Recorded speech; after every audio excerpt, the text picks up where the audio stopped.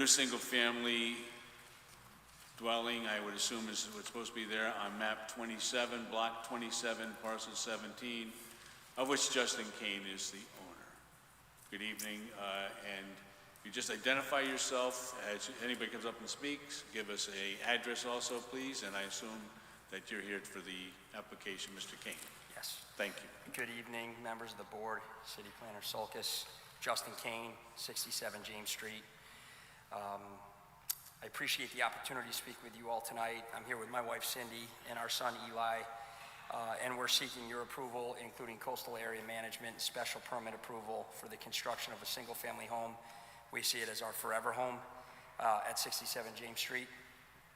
Our proposed design includes approximately 2,000 square feet of living space with a garage on the ground level and 2 floors of living space above. The home includes breakaway walls, flood vents, which have been reviewed and approved by environmental analyst Goucher with the Connecticut Department of Energy and Environmental Protection. As part of the coastal area management review, we've taken care to minimize potential environmental impacts, manage stormwater responsibly, and ensure the design is resilient in a flood-prone area. The design fully complies with required setbacks and remains within the 35-foot maximum building height. We've met with Zoning Enforcement Officer Harris, City Planner Sulkus, City Engineer Pedlusky, and Inland Wetlands Compliance Officer Palumbo, and have addressed all feedback and recommendations they've provided. We appreciate the opportunity to be part of this growing community and hope to move forward with your support. If you have any questions. Thank you very much, Mr. Kane. Are there any questions by members of the board? Looking to my left, I see none. Looking to my right, I have a very brief question. This on the soil testing, was that all taken care of by the last couple of discussions you might have had with the city engineer and or the zoning enforcement officer? Soil testing in terms of the pile, the building of the home, or the water mitigation? The building of the home. I guess it was something about soil tests. Yeah, so it was tested. Nafis and Young was out. I think that document's in there as well. So yes, it was tested. Okay. Mr. Sulkus, if you give us the administrative summary, please.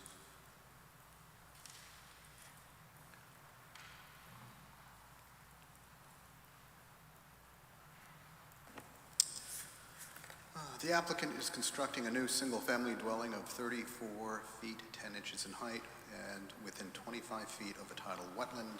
The plans have had favorable reviews by the DEP and the Inland Wetlands Agency. No adverse impacts to coastal resources are anticipated. Thank you.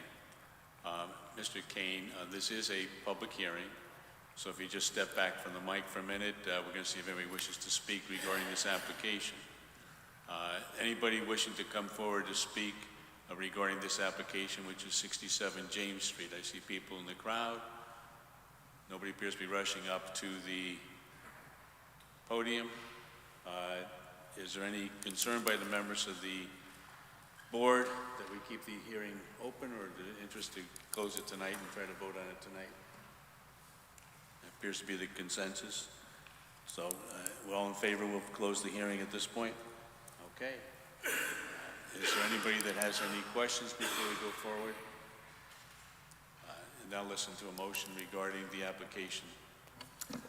I move to approve as presented the petition of Justin Kane for a special permit with CAM for a new single family on map 27, block 27, parcel 17, of which Justin Kane is the owner. And that was Mr. Mortimer. Do we have a second, please? I'll second. John Agnes would second. And the reason we're doing this a little bit more because Angelica doesn't know everybody's voices, so we're working on that. Thank you. Motion second. Any further discussion? I see none to my right nor my left. If you might take the roll call, please. Mr. Agnes? With the motion. Mr. Anderson? With the motion. Mr. Hirsch? With the motion. Mr. Collegian? With the motion. Mr. Bacchio? With the motion. Mr. Mortimer? With the motion. Mr. Sadi, With the motion?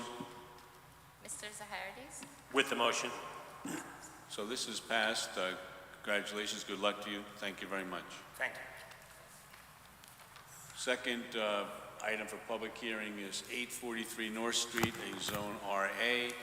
Petition of Thomas Lynch Esquire for a site plan review for a 44-unit residential development under CGS 8-30G on map 115, block 801, parcel 26, of which 843 North LLC is the owners.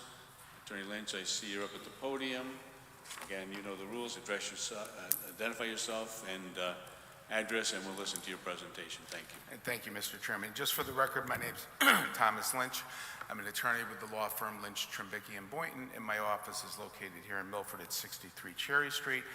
And I'm here tonight with my clients, Buddy Field and Chris Field. They're the members of 843 North LLC, the owner of this property.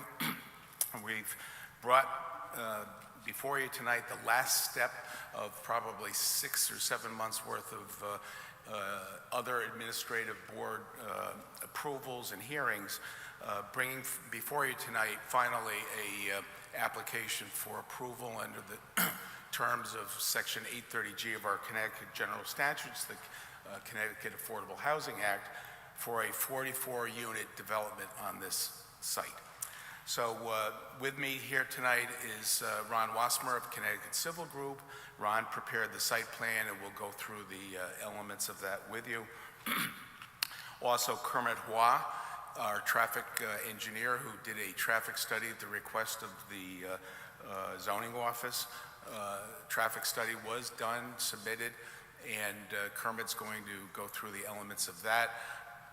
At the conclusion of his remarks, I'll be back before you with some further comments, but one of the things that I'll be stressing is the fact that at my client's expense, it was determined by the Department of Permitting and Land Use that a third-party review be made of the traffic study.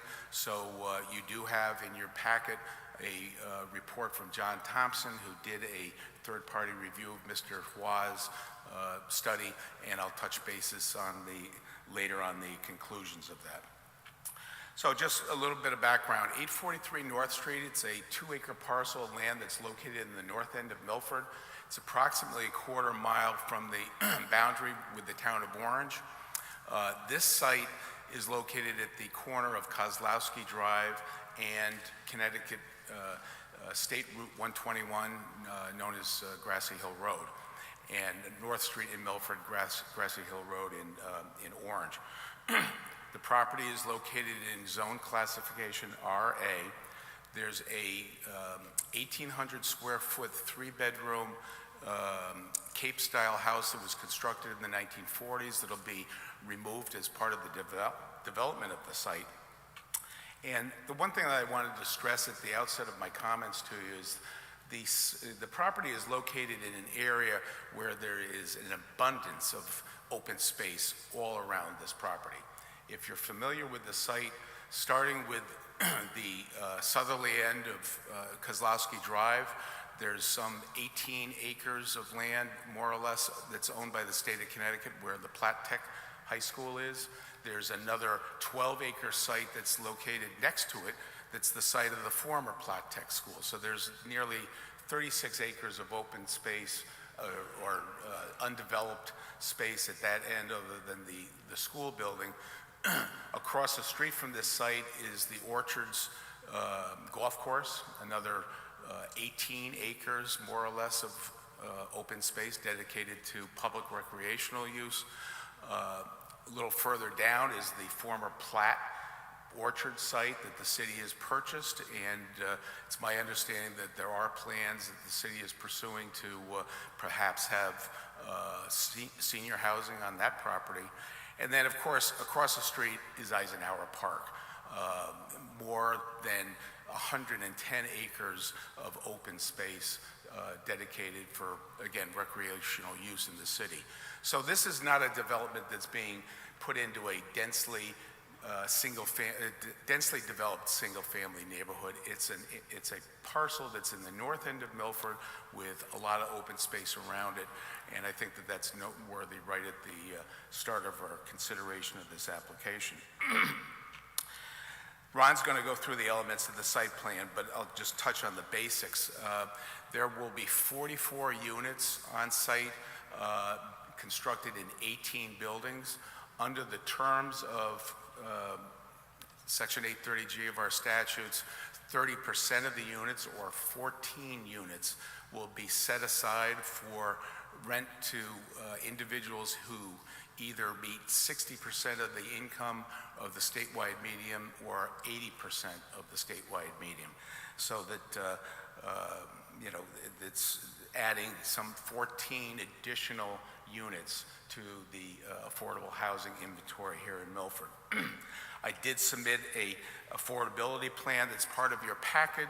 I don't really need to go through all the elements of it, but the affordability plan sets forth a scheme by which units are marketed to those individuals that meet the income guidelines, and there is a calculation that shows what the rent will be for the units to those individuals. So folks who families' income is at 60% of the state median, their rent will be capped at $1,378 per month, and to those families whose income meets 80% of the state median, the rent for those units will be $1,888 per month.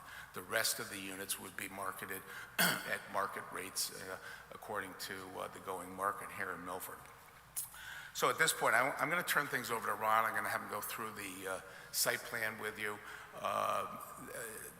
One notable thing, and I'm sure that he'll touch on it, but we did appear before the Inland Wetlands Agency and received a permit from that agency after 3 public hearings earlier this year. During the course of the Wetlands Agency consideration of this project, we did modify the plans. There had been 5 access driveways off-site onto Kozlowski Drive. The city engineer had concern as to whether or not that was in accordance with the city ordinance.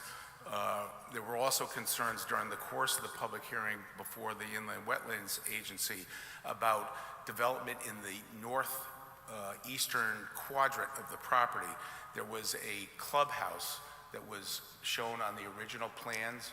That clubhouse has now been eliminated, and there's now only 2 access drives onto the property. There's an access drive off of North Street, and there's 1 access drive off of Kozlowski Drive. So that's notable. Those were revisions that were made to the plan to sort of address concerns that the city engineer and the Inland Wetlands Agency had raised. But I'm going to let Ron go into the site plan in more detail. Thanks.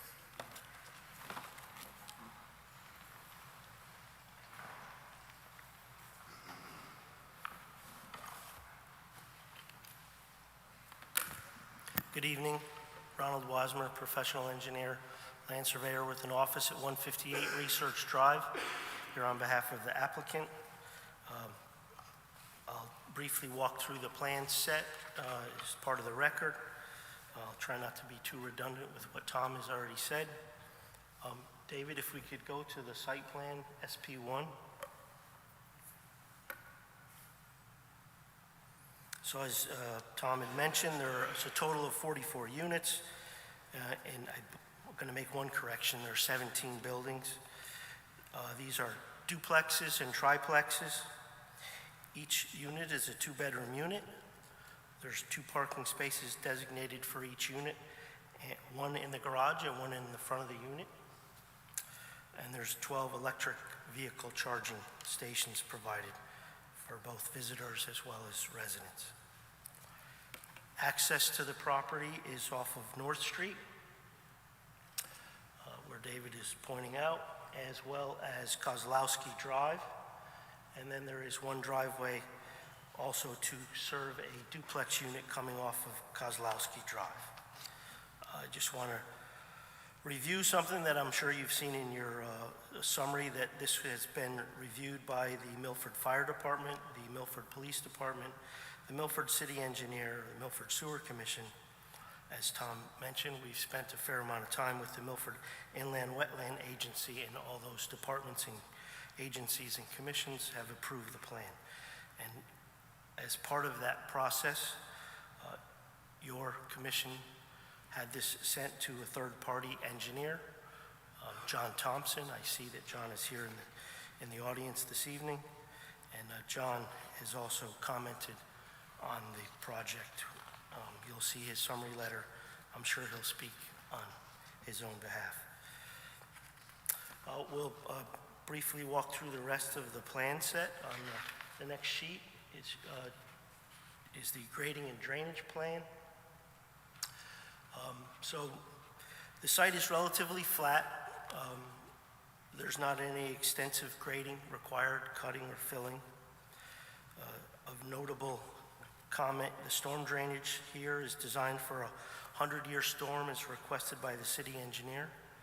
The 100-year storm has a rainfall of 8.4 inches. Typical Milford requirements for storm drainage is a 25-year storm, and that is comparable to 6.5 inches. So we're using a significantly larger rainfall storm. And then as one other comparison, the Connecticut DEP Water Quality Manual guidelines request a minimum of 1.3 inches. So our storm drainage system is designed for 8.4 inches. Typical Milford is 6.5. The minimum by the state is 1.3. So we're greatly designing the storm drainage system to handle any storm water. The city engineer has reviewed the storm drainage system. He's also provided comments to this commission as well as to the Milford Inland Wetland Agency prior to their approval. We can look at the utility plan, which is the next plan set, one more. So the parcel is served by public sewer and water and underground electric. This plan is not quite as cluttered because it doesn't show the grading on it, but you can see the galley systems and then the storm drainage, public sewer, public water. The next plan set is the sedimentation and erosion control. This is part of the zoning regulations as well as a recommendation from the state of Connecticut, and is very important in the review with the Milford Inland Wetland Agency. There are no wetlands on the property. There are wetlands off-site to the northeast corner of the property. A public hearing was held with the Inland Wetland Agency prior to the approval by that agency. The next plan set we have is a illumination. This is snow storage. I don't know that we need to go through that too great, but the city engineer asks for a plan to where we're going to deposit snow. In the event that we get an extensive storm, that snow would be removed off-site. We have a lighting plan. Here we go. This depicts the illumination throughout the site as exterior and the exterior pole lighting to demonstrate conformance with the planning and zoning lighting requirements. The next sheet, which we briefly saw before, is the existing conditions survey. You can see here the topography is generally flat. You don't see a lot of contours on that plan. I'm going to briefly walk through the building plans. You've seen these plans, similar plans to this. These were designed by Greg Grew. It's your typical townhouse plan, either 3 units or 2 units. The lower floor is a garage and a mechanical utility room. The next floor up is a living and dining room and a kitchen area. And then the 3rd floor is 2 bedrooms. It's a peaked roof. Our client, Mr. Field, has built several of these in the past. This is a good product to try to keep costs down and provide affordable housing to the town, both through affordable housing requirements as well as just the overall cost of this type of project. I did skip one plan. I'll briefly go back to the landscaping plan.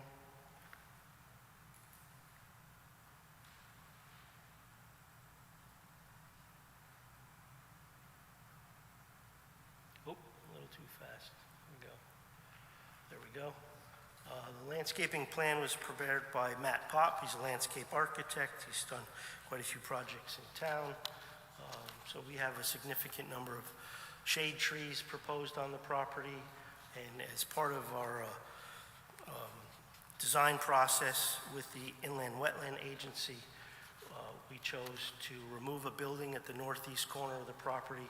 There are several large trees. Those are closest to the inland wetlands that are off-site, and those trees are now to remain and be protected.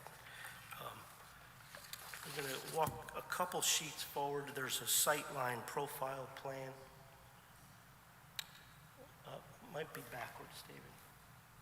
And I appreciate your help with this. Thank you. This plan here, the traffic engineer can touch base on this, but the intent of this is to show what the sight line looks like as you're exiting the driveway. This particular plan is looking at North Street.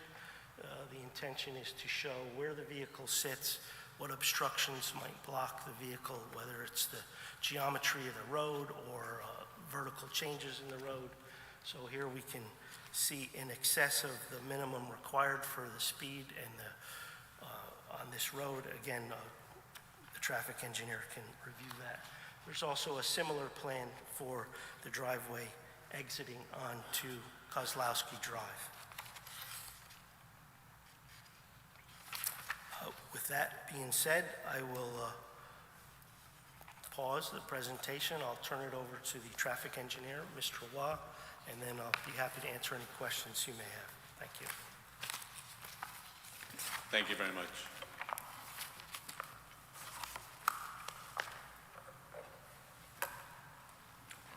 Good evening, Mr. Chair. For the record, my name is Kermit Hua.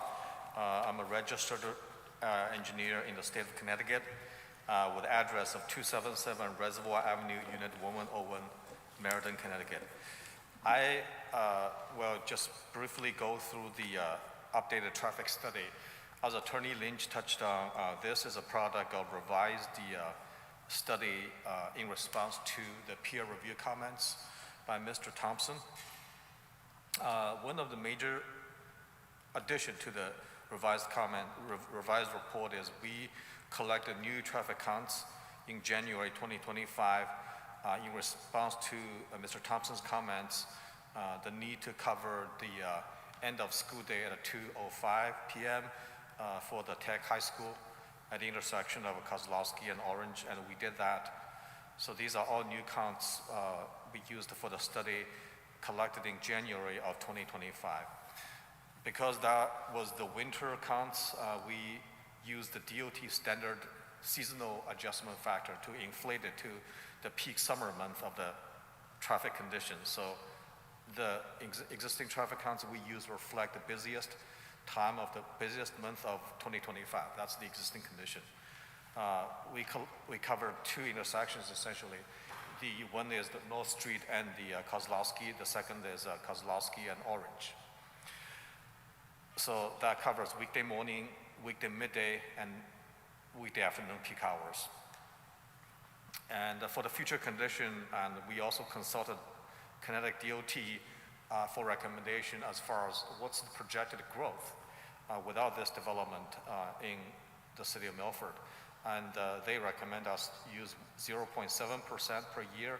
So that's what we use for the study to create a background condition for 2028. That is without this development. So the funding is these 44 units is expected to generate about 21 trips during the weekday morning peak hour and 25 trips during the midday and the weekday afternoon peak hours. So it's not a big traffic generator. If you think about 25 trips, that's the total of number of vehicles going into the site and exiting the site. So that's total of in and out traffic. And I ran the traffic analysis, at the 2 intersections and also at the 3 driveway intersections, 1 on North Street and 2 on Kozlowski.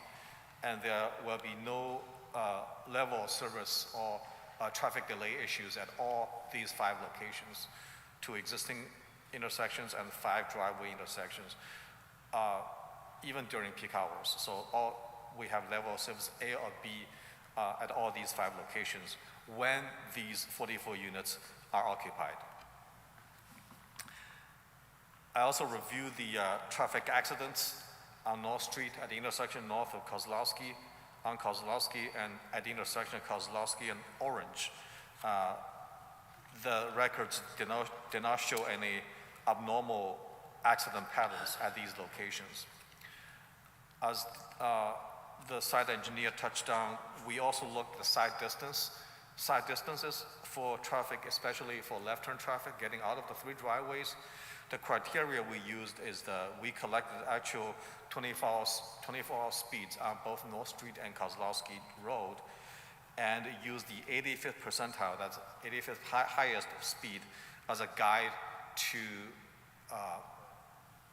evaluate the adequacy of the side distances for vehicles exiting the 3 driveways.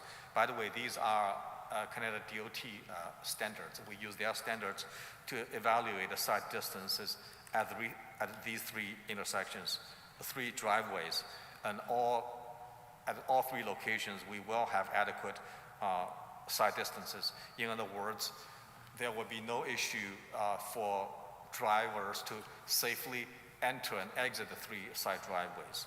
So overall, in summary, this is not a big traffic generator. With these units occupied, all the analyzing intersections will operate at a favorable level of service A or B during weekday peak hours. And it is my professional opinion, this development will not create any traffic safety hazard on the adjacent streets. That's all I have, Mr. Chairman. Thank you very much. Is there anybody else that's going to be presenting, Attorney Lynch?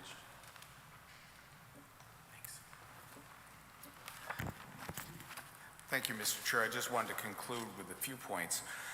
Ron had touched base on the fact that we did appear before all the other administrative agencies with approvals. The fire marshal signed off on the plans. The access driveways in this site are adequate to allow apparatus to be able to access all buildings to provide fire protection to the buildings. The Sewer Commission approved the plans. At its June 9th meeting, the Police Commission did approve the recommendations from Dan Hepperly, the Traffic Division liaison to the board. The written report didn't make it into the office because I was told from Sergeant Hepperly today that the Chief's Secretary was out this week, but I believe he spoke to David and assured David that the plans were approved by the Police Commission. The one thing, as I had mentioned before, I just wanted to note for the record, you do have an April 24th, 2025 letter from John Thompson, the professional traffic engineer from Wallingford, who did review Mr. Hua's report, and his letter speaks for itself.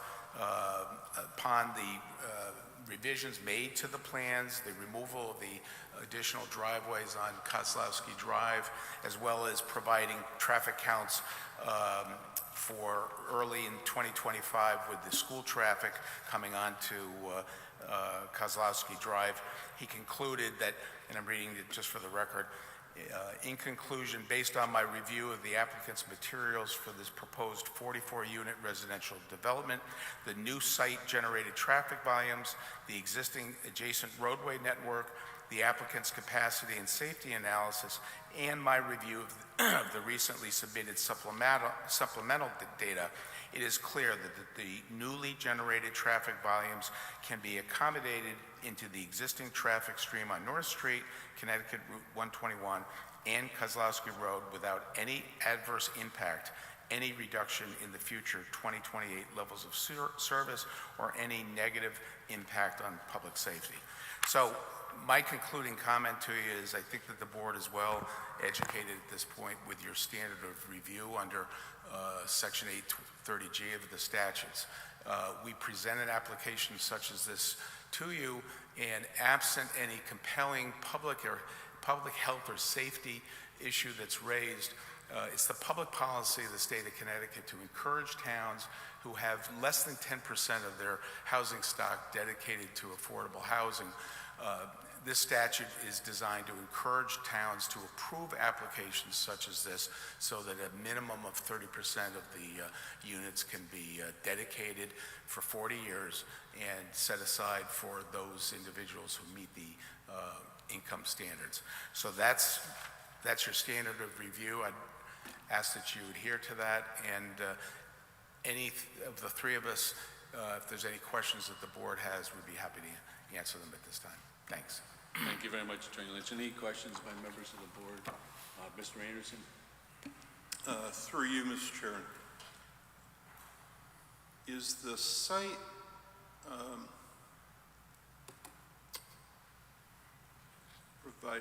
do you know if the site has public transportation that is close by? I'm not aware of the Connecticut Transit going on North Street, Brian, so I'm not aware of any public transportation out there. Is there an on-site play area? Ron? I'll let Ron answer any questions relative to the site plan. I wouldn't say that we have a playground. I'm sorry. I wouldn't. My Ronald question Wasmer, is there an on-site play area? Yes, I'm going to answer that question. Ronald Wasmer, professional engineer for the record. We have not set aside an area as a playground area. We did set aside some land as passive open space. And of course, you have Eisenhower Park. We're directly across from Eisenhower Park. There's a walkway from, a striped walkway from this side of the street over to the parking lot at Eisenhower Park. We're directly across the street from the ball fields on Eisenhower Park.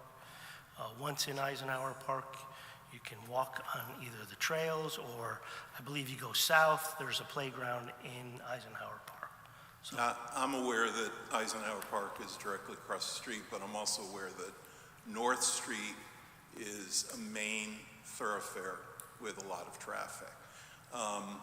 And I wonder, as long as you're up, Mr. Wasmer, whether you can address the parking situation. I noted in the plans that there was parking inside the garages as well as in the driveway.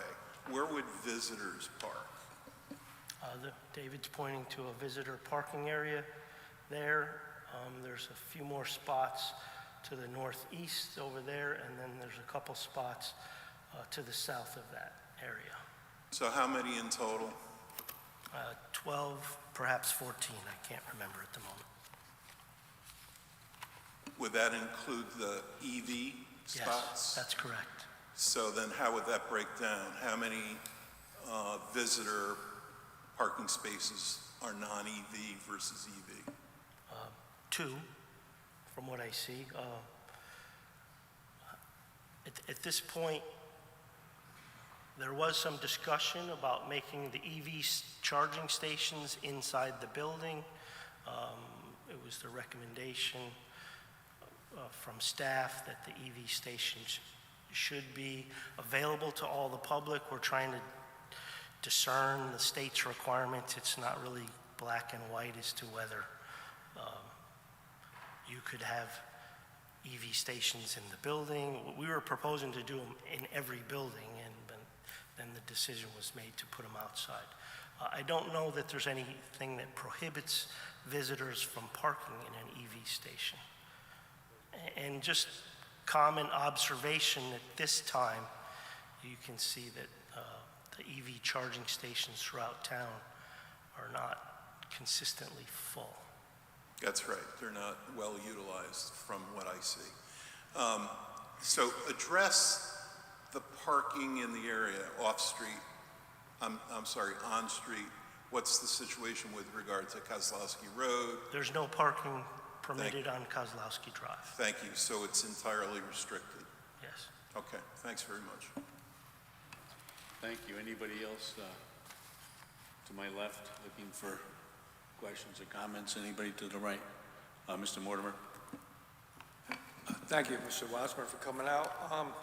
I know we've gone through a couple traffic studies and a major redesign, so I'm sure this has been addressed, and I just missed it. But as far as access for emergency vehicles, how is that handled? The driveways are designed to accommodate the fire trucks. The plan has been submitted to the fire department, and their comment was they have no concerns regarding site plan approval.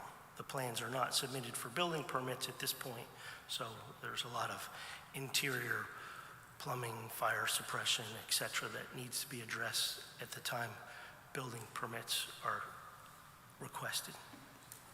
So I'm sorry, did they sign off on this, or They signed off this for site plan approval, yes. for site plan approval? I can read you their comments briefly. It's 2 or 3 pages, but in bold, this plan has been approved as submitted. The office has no objection to the applicable zoning permit being issued. Okay, all right. Also, the city engineer's email that's included in our package, item 12, says one of the snow areas, the snow removal areas, one of the hydrants is in that area. Has that been changed, the location of that hydrant, so it's not covered by snow? It's not changed in this plan. It certainly could be a condition of approval that we move that fire hydrant. Yeah, it sounds like that might be a good idea. Also, while I have you here, access to Foot Field across the street, Eisenhower Park, the golf course, and then we have Platt Tech down the road. I think there would be a lot of pedestrian traffic. Has there been any talk about crosswalks, lights, Yes. speed bumps, anything? A crosswalk, yes. Speed bumps, no. Traffic light, no. So could you explain a little bit about the If crosswalks? you look on the site plan, you'll see that we have a proposed, I see one crosswalk. well, this is, you're looking That's at Google existing, Earth right now, yeah. So our property is to the north. Okay, there we go. So right there is a proposed crosswalk. We're proposing sidewalks throughout the frontage of our property, concrete curbs and sidewalks as required by the city engineer, and a striped crosswalk. Okay, so there's a crosswalk going across Kozlowski. Yes. Is there anything on North Street? There is an existing one now, and it's shown on the One on plan North, also. okay. Okay. I've been on the site quite a bit. You know, obviously rush hour traffic is rush hour traffic, but, you know, after, 8 a.m., 8:30, and, throughout the day, it's easy to cross the street there, so. Sure. And in the evening after the rush hour also. Thank you. Anybody else to my right? I have a bunch of questions. Good evening, Mr. Wassmer. Good evening, Mr. Sadi. The follow-up was really what John Mortimer asked, and I had a question about that, is the proposed crosswalk. My recollection is speed limit is 35 miles an hour about the time where Kozlowski meets, and it gets a little bit more speed allowed, and it stops. That's a state road, correct? North Street is a state road, Kozlowski is a town road, city road. So you've made, and because the project's not developed, you've not made any application to the state to put a crosswalk in, and even put in, some of these new crosswalks have actually lights on them. You have to wait until you get the whole thing propose, granted by us, if we do, and then you have to go back to the state, or is that something you've already had discussion with the state concerning? We put consideration in as because I've made applications to the state previously. They're mostly looking for sightline as well as some of their standards. We have not approached the state for a permit at this point. They typically don't want to look at projects until they've been approved by this commission. Thank you, and I appreciate that. I expect that to be the answer. And again, knowing the way that you and the team you have and Attorney Lynch would hopefully ask for appropriate crosswalks because it becomes more dangerous, obviously. Secondary I want to get into is the planting trees and the like. There was concern of some of the people in some of the other hearings that we were able to see that you're knocking down trees. Could you give us a count of approximately how many trees are supposed to go up? And let's more about Kozlowski Drive, if you know. If you didn't count them up before, that's fine. I didn't count them. Okay. There is probably a table on the landscaping plan, but visually you can see all the trees other than in the northeast corner are proposed trees. There are several trees on site right now. Some of them are in tough shape. If you visit the site, you'll see that they're diseased and they fell down. David has the list, but I don't know if I was to throw a dart at the wall, we'll say Sure. we're going to put 25 trees in there. It looks like there's also a large number of trees on Kozlowski Drive from the intersection north and Kozlowski heading towards the Orange and Kozlowski. I think those are on the plans. Yes. Now, the question I have, which is probably going to be to you, Mr. Wasser, may go to the traffic engineer. We now go back to the corner of Kozlowski and north, looking north towards Orange. Are we sure that the tree coverage would not cause any problems with sight lines for the vehicles coming out of the proposed project? Yes, it's reasonable that the trees would not block the sight line. Okay. Thank you. I have some questions for Attorney Lynch, however. Thank you.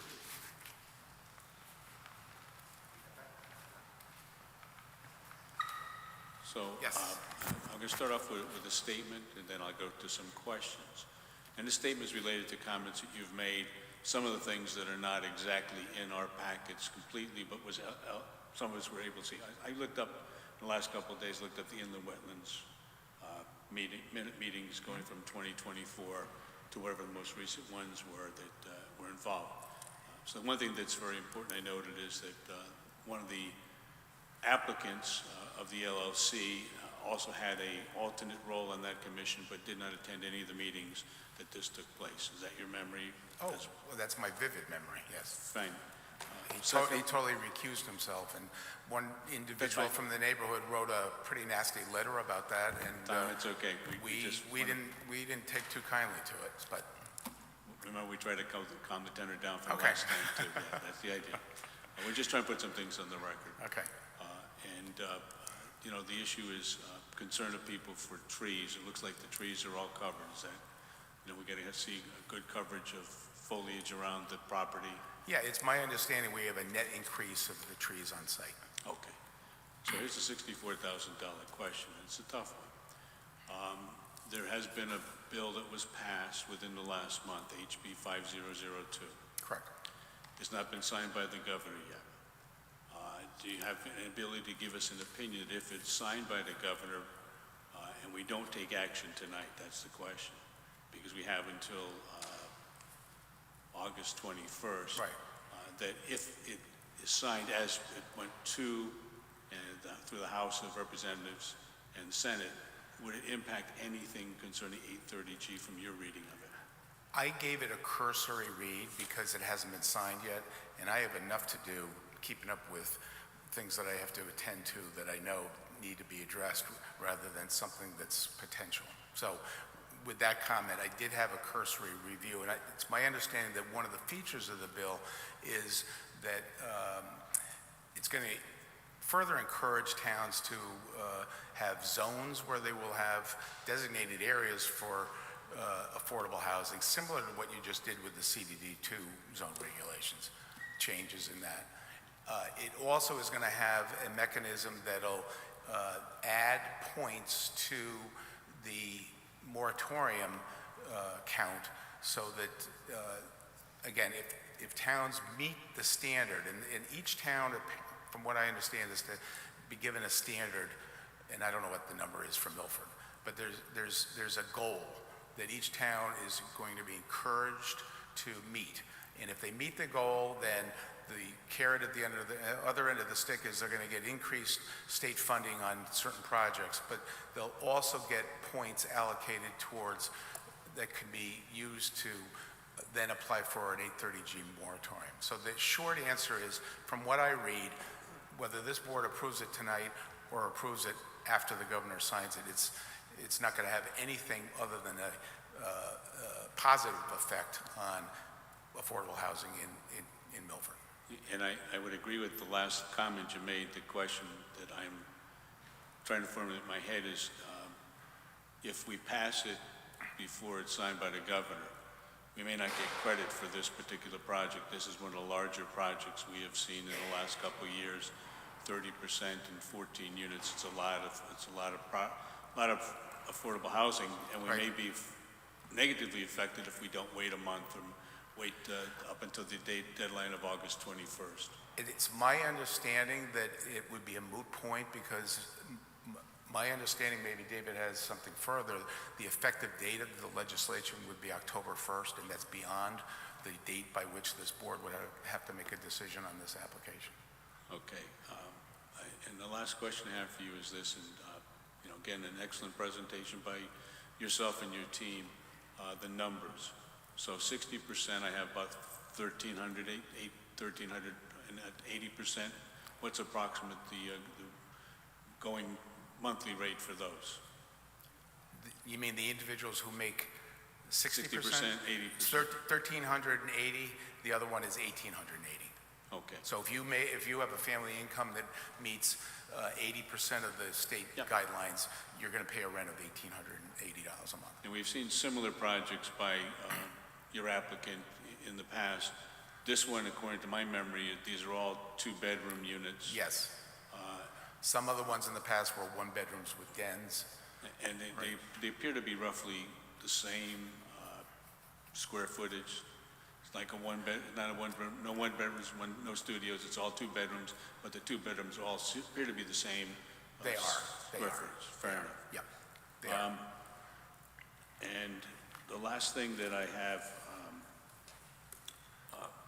Can I make one further comment I didn't mean on to the cut you off. potential bill?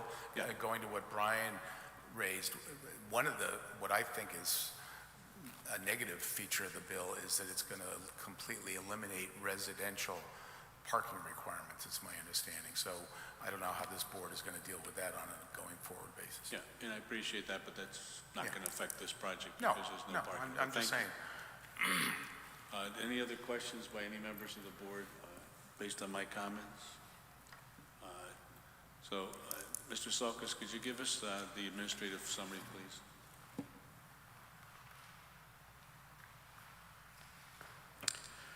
The applicant is proposing to construct 44 townhouse-style dwelling units in accordance with Connecticut General Statutes 8-30G on an existing 2-acre parcel that currently contains a single-family dwelling.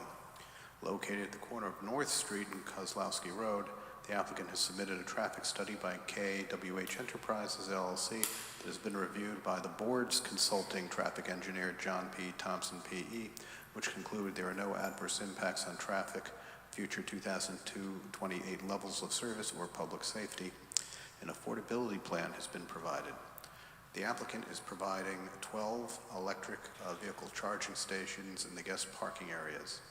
The city engineer requires concrete curbs along the street frontage on Kozlowski Road and more information on snow storage, and an operation and maintenance manual to be placed on the Milford land records for the stormwater mitigation system. These and other conditions can be found in items A through F of the city engineering review dated 4/11/25. Thank you very much, Mr. Salkus. Can I add one more comment? You can add one more or two more. Oh, one more, just one more. As usual, and you raise it at most hearings, In fact, the city engineer did raise a number of conditions, and as we've said on other applications, whatever the conditions are that the city engineer raised in his memo, we're more than happy to have as a condition of approval of this application, so. Great, thank Okay. you. We're not done yet, Tom. Tom, not done yet. Sorry. I see one more. So, just for the record, I believe Mr. Thompson is in the far back behind where the individuals are seated, and that's this traffic study you referred to in your earlier comments. Yes. And we've all seen that. Does anybody have to have any other presentation or comments or questions on Mr. Thompson's report? He made himself voluntarily available in case there were questions. He is, and I appreciate it. I He's want to thank he's him a good for man. coming here. Thank you. Okay. So, this is a public hearing. Anybody wishes to speak regarding the application, if you wish to, please come up to the podium, give us your name and your address, and we'll listen to what you have to say. Thank you.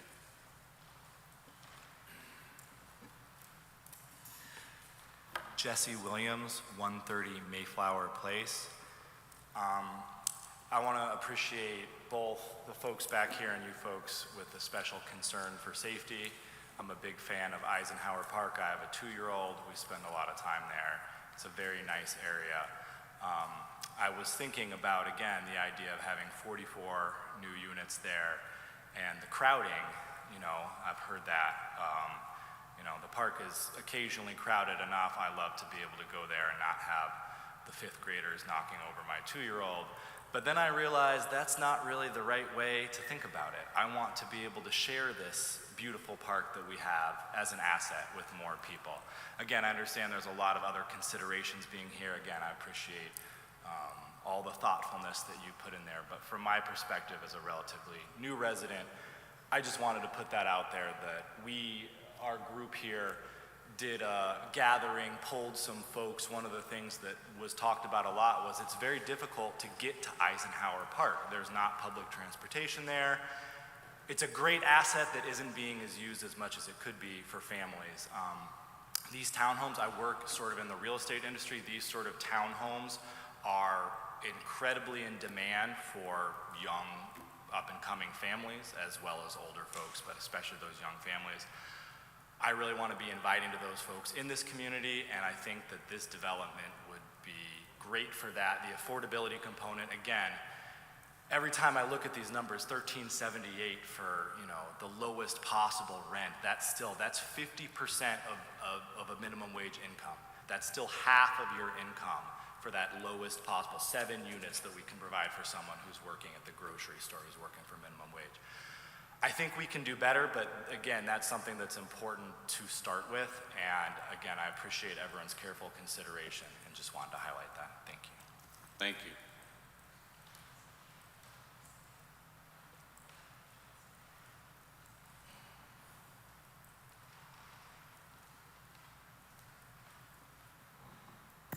Hi, Teresa Eek. I live at 47 Point Beach Drive. Thank you, all of you, for all your work and your time and your effort, and all of you. I looked at like the plans and I was like, I have no idea what I'm looking at with half of them, but I do appreciate that there is going to be some affordable units.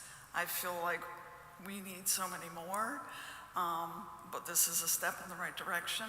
They look beautiful. I think this is part of what people want to have, sort of a neighborhood feel, and again, access to Eisenhower Park. I did send a letter, an email to all of you about my 70-year-old friend who has lost her housing, her apartment of 17 years, where she paid $1,600 a month. And she's on Social Security and works part-time in a grocery store, and her income is $23,000 a year. She's from Milford. She said to me, where am I going to go? I don't know where she's going to go. I would like for people like her to be able to stay in Milford. I would like for the people who worked at Bridgeport Flyer to be able to afford to live in Milford. This could be a great city for all of us. So I appreciate your work on this. I hope you'll get a chance to look at the flyer that I left with Ms. Camerano, and thank you, Ms. Camerano. and I hope that you'll support it. Thank you. Thank you. I don't see anybody else that wants to come up and speak, but the opportunity is here. Thank you. And Mr. Lynch, if you want to come up and make any closing comments. We're all set. Thanks so much. You're all set? Yes, thank you. I thank you very much. So, gentlemen, the question is, do we close the hearing tonight? We can do it by assent. If everybody's agreeable. Anybody in opposition to having it closed? I see none, so we'll close the public hearing at this point, and we can have a brief discussion if we wish to. Anybody want to make any comments before a motion? I have a question for Mr. Sulkus about the installation of a crosswalk on North Avenue. Apparently that has to be presented to the state. How would is that something that could be included in the motion, or how would that be handled? Well, the plan that they have before you shows the proposed crosswalk. The The existing one, one. no, it's showing a proposed crosswalk on Kozlowski. I'll pull it up for you. On Kozlowski? Yes. I'm talking about North Street, North Street is existing. the one. The one, yeah, I can pull up the picture of that if you like, but it's existing. It goes right across the street and, Okay. and into the parking lot of Eisenhower and the sidewalk system there. Yeah. All right, thanks for that clarification, that's my mistake. Thank you. Anybody else wish to make any further comments? We've had an opportunity to speak. I'll listen to a motion regarding this particular application. Okay. I move to approve with the following conditions: the petition of Thomas Lynch Esquire for a site plan review for a 44 residential development under CGS 830G on map 115, block 801, parcel 26, of which 843 North LLC is the owner. The city engineer requires concrete curbs along the street frontage on Kozlowski Road, and more information on snow storage and an operation and maintenance manual to be placed on the Milford land records for the stormwater mitigation system. These and other conditions can be found in items A through F of the city engineering review dated 4/11/25, and I would add relocation of the fire hydrant in the snow storage area. Thank you, Mr. Mortimer. Is there a second? Second. Mr. Collegian with a second. Thank you. Is any further comments or discussion? All right. I have a couple brief things to say. I want to compliment the work that's been done by Attorney Lynch and the individuals, the group I would call a team of the applicant. This is tough for all of us because 44 units just seems unsurmountable to be up in that particular area. On the other hand, we're getting 14 units that are affordable. We've taken into consideration the foliage around the area. We're not losing a lot of vegetation. The project looks very good. The concern I have, which Attorney Lynch hit on the head, is that even assuming that this bill is signed by the governor, we don't know what impact it's going to have, what he's going to do with it, but it's not going to be effective October 1st. So they would like to get this project up and going and getting it started. I am in favor of the project generally as it is. I'd like to see more affordable housing, but this one comes at 30%. So I still think that that's a good project. I have nothing further to say. Mr. Anybody else Chair. wants to speak? Mr. Chair. Yes, Mr. Silvas. Could Mr. Mortimer, I'm going to recommend that he amend his conditions of approval and just simply say the conditions by the city engineer found in his memorandum of the date here. April 11th, 25. April 11th, items A through F be made the conditions, because that items A through F contain all the things that you had before. Okay. Would you take that I have amendment? no problem with that in that case. And would the second take the amendment? Yes. Brian is inserting that also. So no further comments. Let's take a vote, please. Angelica, you might give the roll call. Mr. Agnes, Against the motion. Mr. Anderson? Against the motion. Mr. Hirsch? With the motion. Mr. Collegian? With the motion. Mr. Macchio? With the motion. Mr. Mortimer? I'm with the motion. Mr. Sadi? With the motion. Mr. Zahardis? Against the motion. The motion passes. Motion passes. Okay, thank you. Old business, we have none. Liaison report, I represent this city at the South Central Council, Regional Council of Governments. We had a meeting last Thursday by Zoom. We had nothing that affected the city of Milford. Subcommittee reports, we don't have any. I think when the chair comes back, he's going to discuss with Mr. Sulkus whether we're going to be doing some other subcommittee reports. Approval of the minutes. Do you want to make a motion to approve the minutes? Make a motion to approve. I'll second. Okay, will we just give the names of, Mr. Markey did the motion, and Mr. Mortimer would second it. Okay, there's no chair's report, because the chair's not here.